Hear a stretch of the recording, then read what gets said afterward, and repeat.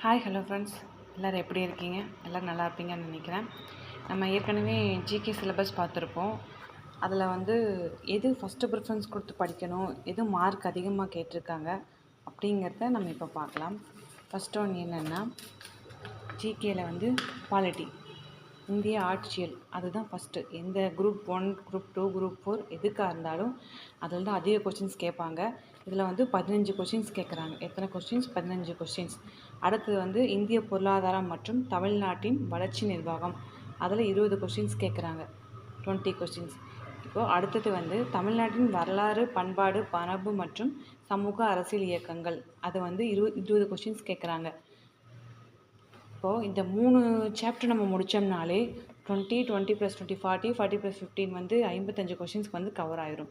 அதுக்கு அடுத்தது நம்ம இந்தியன் ஹிஸ்ட்ரி ப்ளஸ் ஐஎன்எம், இதில் 10 கொஷின்ஸ் கேட்குறாங்க. ரெண்டும் கலந்து நமக்கு பழைய சிலபஸில் தனித்தனியாக இது இருக்கும். இப்போ 2 ஜாயின் பண்ணி கொடுத்துட்டாங்க. அடுத்தது ஜியாகிரஃபி, அதில் 5 கொஷின்ஸ்.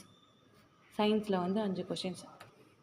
இதுதான் ஜிகே சிலபஸ். எப்படி நம்ம ஃபஸ்ட்டு எது முக்கியத்துவம் கொடுத்து படிக்கணும் அப்படிங்கிறது. இதில் மேக்ஸிமம் நம்ம படிக்க வேண்டியது 6th to 12th. அதில் நம்ம 10th 11th 12th இந்த 3ஐயும் கவர் பண்ணோம்னாலே பாதி சிலபஸ் முடிஞ்ச மாதிரி இருக்கும். அது போக மிச்சமெல்லாம் ரிவிஷன் பண்ணால் போதும்.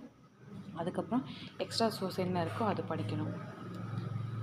இதுக்கு அடுத்தது என்னென்னா, இது எல்லாமே சிலபஸ் வைஸ் படிக்கணும், அவ்வளோதான். இந்த வீடியோ உங்களுக்கு பிடிச்சிருக்குன்னு நினைக்கிறேன். பிடிச்சிருந்தா சப்ஸ்கிரைப் பண்ணிக்கோங்க. நெக்ஸ்ட் வீடியோவில் சந்திக்கிறேன். Thank you.